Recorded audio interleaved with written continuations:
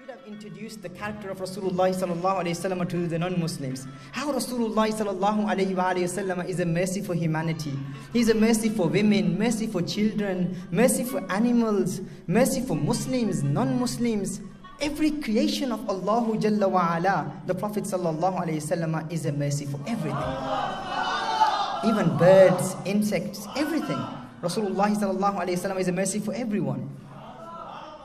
And we need to inform people of that. But unfortunately, most of our gatherings in these events, we spend a lot of time in actually proving the permissibility of Mawlid Nabi sallallahu alayhi wa sallam, and we fail to convey the message of Rasulullah sallallahu alayhi wa sallam, the character of Rasulullah sallallahu alayhi wa sallam. That is more important. That is a lot more important than discussing the legal effect. But the brothers have asked me that there is a lot of dispute in this area, and a lot of people believe that Mawlid is not permissible. So, who wouldn't be happy?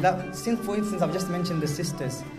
If a sister was familiar of the greatness of Rasulullah sallallahu alaihi wasallam, if she knew what the Prophet sallallahu alaihi wasallam did for the sisters, how Rasulullah sallallahu alaihi wasallam is a mercy.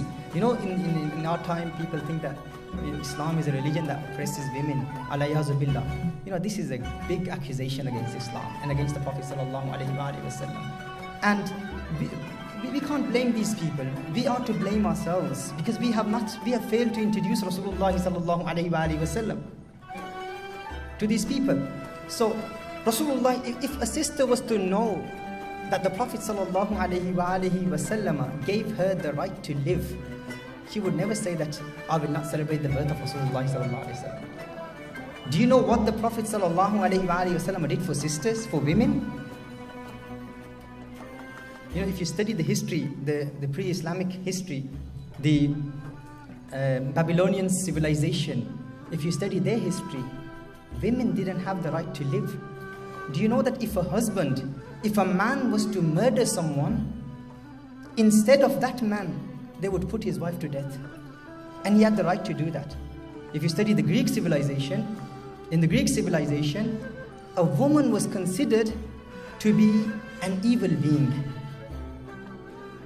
cause of evil and misfortune. This was before the arrival of Rasulullah sallallahu alaihi wasallam. The Roman civilization, if a man wanted to murder a woman, he had the legal right to murder a woman, his wife. Legally, it was permissible for him, allowed for him to take the life of his wife. This was before Islam. This was before the arrival of Rasulullah sallallahu alaihi wasallam. And in the Egyptian civilization, it was known that women, they were known to be a symbol of Satan. And in the Arab civilization, we know that daughters were buried alive. There was a companion of Rasulullah sallallahu alaihi wasallam. He came to the Prophet sallallahu alaihi wasallam. He said, "Ya Rasulullah sallallahu alaihi wasallam, there is something that when I think about it, I laugh so much that I can't control my laughter. And then there is another thing, when I think about it, when I remember it, I cry so much that I can't control my tears." The Prophet sallallahu alaihi wasallam said, "What is that?" He said, "Ya Rasulullah sallallahu alaihi wasallam, in the time of Jahiliyyah, in the time of ignorance, there was a time when once I went on a journey and I decided to take my God with me, my ma'bud with me, the idol that I used to worship. And he said the idol that I carried it, and it was very heavy. And I thought that I will die under the burden of my ma'bud if I carry this ma'bud with me. So he decided to create another ma'bud. He said, I got together some flowers, some atta, and he said, then I made the idol. And he said, then I made the idol with atta, and then I weighed it, and it was a lot lighter. And I decided I'll take the ma'bud with me. So I took the ma'bud with me on the journey, and then wherever I would stop, I would worship the ma'bud, I would worship my God. And then he said that the food that I had taken with me, it had finished. And then for some days I became very patient and I did sabr, but then I lost patience, I lost sabr. And then one day I felt so hungry that I just prepared that atta and I made some khubz with it, some bread with it, and I started to eat it. And he said, oh God, if you're not going to help me now, then when will you help me? The companion said, Ya Rasulullah sallallahu alayhi wa sallam, that this was the state of our ignorance, this is how ignorant we were. He said, when I think about that, I can't stop laughing. I cannot stop laughing. I can't control my laughter when I think about it. This is how ignorant we were. And there's one thing, when I think about that, I can't stop crying. The Prophet sallallahu alayhi wa sallam said, what is that? He said, Ya Rasulullah sallallahu alayhi wa sallam, in the time of ignorance, in the time of Jahiliyyah, there was a time when I went out from my place and my wife was pregnant. And you know the kind of cultural pressure that we had at that time about having daughters. He said, I traveled from my city to another city. I went on a journey. And when I came back, when I left, my wife was pregnant. And when I came back, my wife told me that I had a daughter. There are 3 narrations on this. One narration is that she didn't tell him at first, but later on she told him. And he said, when I saw my daughter, she came running to me and she embraced me, she hugged me, and she expressed a lot of love for me. And he said, I fell in love with her. I was attached to my daughter. But the pressure of the community was so much, I thought that she would bring shame to me, to my ancestors, and to my family. This is what they thought about daughters. And he said that my wife had this fear as well, that one day I may take her life. I may kill her, I may murder her, I may bury her alive. That's how they treated the daughters. He said that, but one day, the culture that we were in, the pressure that I had, he said I couldn't take it anymore, and she was growing old, and she was close to the age of maturity. And he said one day, I just told my wife, I said, give her some good clothing, dress her up, and comb her hair, and I'm taking her out for a party. And he said my wife knew that she suspected me. She had this shock that I'm about to do what the Arabs do at that time. He said that I told my wife, and he said, but she couldn't do anything. She was crying. He said my wife was crying and she was combing her hair, and she dressed her up in good clothing, new kapde. And he said that when she was crying, my daughter asked my wife, she asked, Mother, why are you crying? And the mother couldn't inform her. She couldn't tell her. And she had a lot of love. And she said, look, Daddy is taking me out today. This is the first time my father is taking me out. You should be happy. And he said that then after that, I took her with me. And before I left from there, he said, my wife said to me, Ya Rajul, la tudayya al-amana. Ya Rajul, la tudayya al-amana. Do not lose the trust. Do not lose the trust. When she's a amana, do not lose the trust. He said, I had a lot of love for her, but I took her with me. He said that I took her, and while we were going towards the desert, he said, I went there, and she was talking to her father. There are 3 narrations on this. He said, she was constantly asking me, where are we going? Where are we going, O father? And then the father said that I'm taking you somewhere. And then the father takes her to a place, and he says that I dug up in the desert, I disintegrated the zameen. And then after that, she was helping her father. She was helping her father. And the father, according to one narration, he was sweating, and she was feeling sorry for her father, that the father is tired, so she would help her father. Allahu Akbar Kabira. And then he said that I became so ruthless, so stone-hearted, that I picked her up and I threw her in the ditch. I threw her in the ditch in that qabr, and she started to scream. She started to cry, oh father, Baba, what are you doing? Oh father, what are you doing? What are you doing to me? We were supposed to go for a party, for a celebration, according to one narration, to a relative's wedding. What are you doing, oh father? He said that I had love for her, but I couldn't do anything. And then, according to another narration, the father he says that I had some dust on my beard, and she was in the ditch, and she was cleaning the dust. She was cleaning my face out of love. And he said, but I became so ruthless that I buried her, and then gradually, and then one thing that she said, she said, what she heard from her mother, what the mother said, La tudayyi al-amana, La tudayyi al-amana, Ya Rajul. She said, Baba, oh father, remember what my mother said? Do not lose the trust. This amana, do not lose the trust. He said nothing affected me, and then gradually her tiny voice, I couldn't hear it anymore, and then she passed away.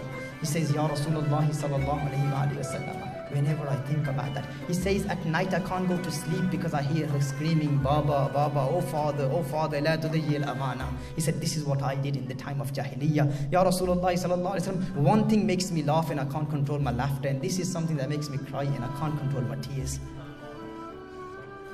Another narration, the father threw his daughter in a well. And she kept calling, she kept saying that, do not do this, O father.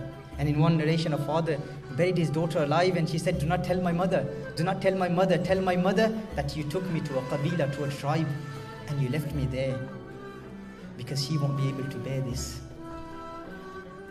The Prophet ﷺ said,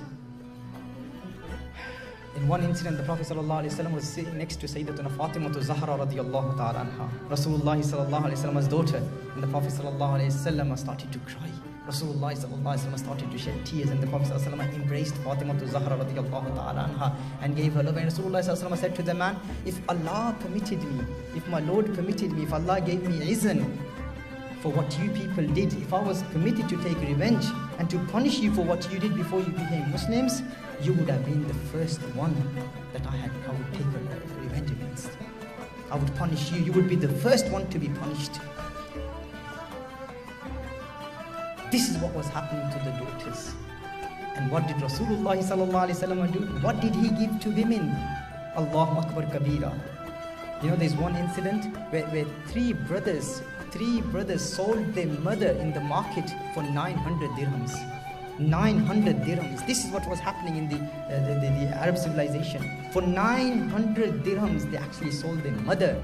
And Rahmatul Lil Alameen, Rasulullah sallallahu alayhi wa sallam, what did he do? He made people, the same Bedouins, the same ruthless people, he made them believe that Jannah is at your mother's feet. And this wasn't just a saying, they actually believed in that.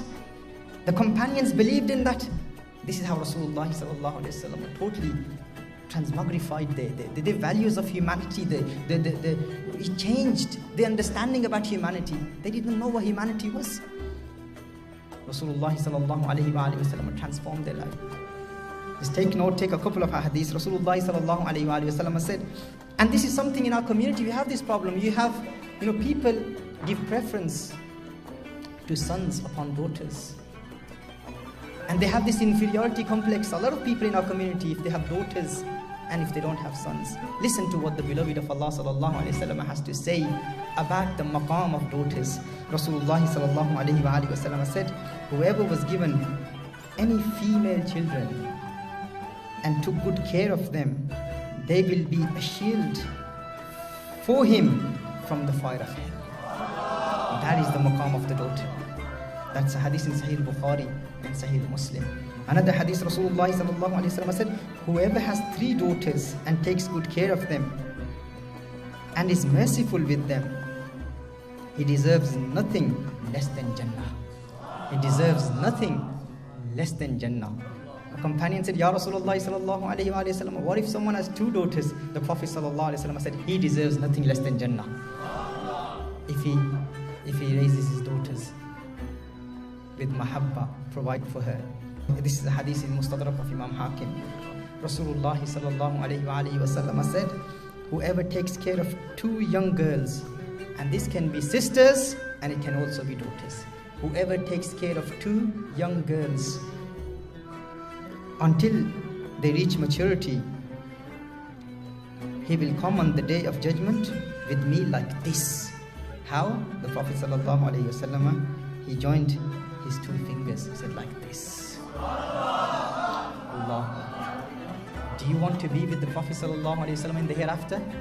Huh? We all say that, don't we? If only we are raised with the beloved of Allah. Rasulullah sallallahu alaihi wasallam said, if you look after your 2 sisters or 2 daughters, you will be raised with the Prophet sallallahu alaihi wasallam.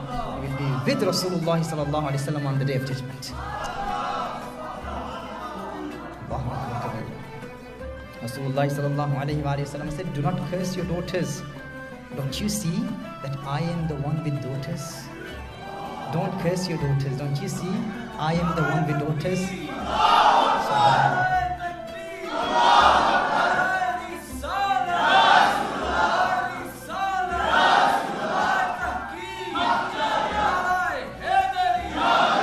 Rasulullah sallallahu alayhi wa sallam said, they are sympathizers. Daughters are sympathizers. Daughters are most loving. You can trust your daughters. There are many things in which you may not trust your sons, but you can trust your daughters. Rasulullah sallallahu alaihi wasallam said that they have immense love, and daughters are sympathizers. The mafhum the meaning derived from the hadith of Rasulullah sallallahu alayhi wa alihi wasallam. So tell me, brothers, tell me, if today someone says to a sister, we will not commemorate the Mawlid of Rasulullah sallallahu alayhi wa alihi wasallam, what will she say? She will say, go away. He is the Prophet of Allah who gave me the right to live. Why would I listen to him? Rasulullah sallallahu alayhi wa sallam gave sisters spiritual rights, economic rights, social rights, legal rights are given, educational rights are given to sisters by who? By Rasulullah sallallahu alayhi wa sallam. And this was introduced by the Prophet sallallahu alayhi wa sallam. This is a big subject.